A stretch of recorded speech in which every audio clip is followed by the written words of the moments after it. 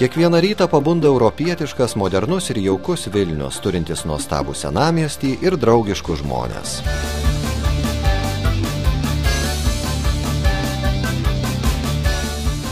Istorinis miesto centras formavosi ten, kur Vilnia įteka į Nerį. Buvusiame Šventaragio slėnyje išaugo pilių kompleksas, kūrėsi miestas. Iki šių dienų išlikę pastatai leidžia pajusti didingą praeities dvelksmą.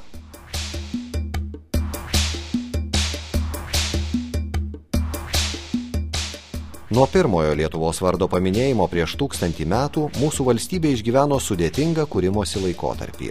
Keliaujant žymiausiomis Vilniaus vietomis, valstybingumo istorijos galima mokytis gyvai.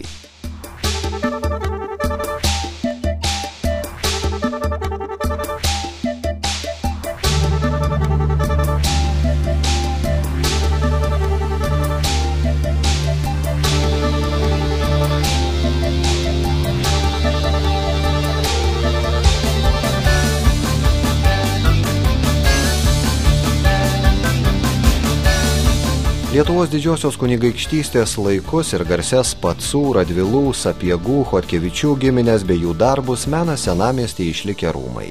Čia buvo įsikūrę Lietuvos didikai.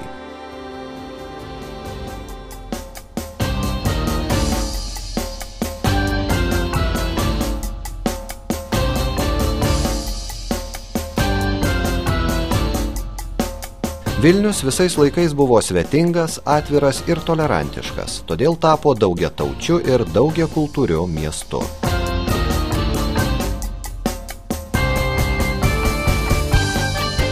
Čia gyveno ir kūrė žymus rabinai, judaikos mokslininkai. Per 700 metų žydai sukūrė turtingą kultūrą. Ne veltui Vilnius buvo vadinamas Šiaurės Jeruzalė. Bažnyčios, vienuolynai, paminklai liudija glaudžiai susijusią lietuvių ir lenkų tautų praeitį. Ir šiandien maldininkai keliauja į Vilnių išvysti stebuklingo Dievo motinos paveikslo. Pačioje miesto širdyje buvo įsikūrę vokiečių vienuoliai, pirkliai, amatininkai ir architektai. Jų svarų indėlį į miesto gyvenimą įamžina Vokiečių gatvės pavadinimas. Iki šių dienų išlikusios stačiatikių cerkvės paįvairina Vilniaus panoramą ir primena rusiškosios kultūros palikimą.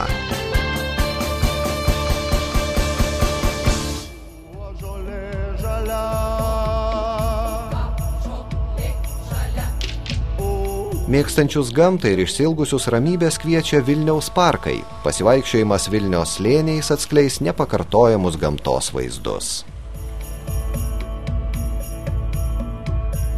Klaidžiodami miesto gatvelėmis, skverais ir aikštėmis pajusite meniškąją miesto dvasią, atrasite romantiškiausius kampelius, pažinsite kitokį Vilnių.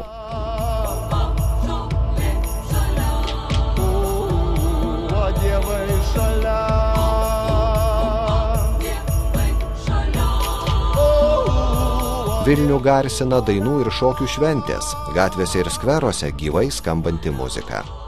Tai miestas, kuriame muzika kuria šventę.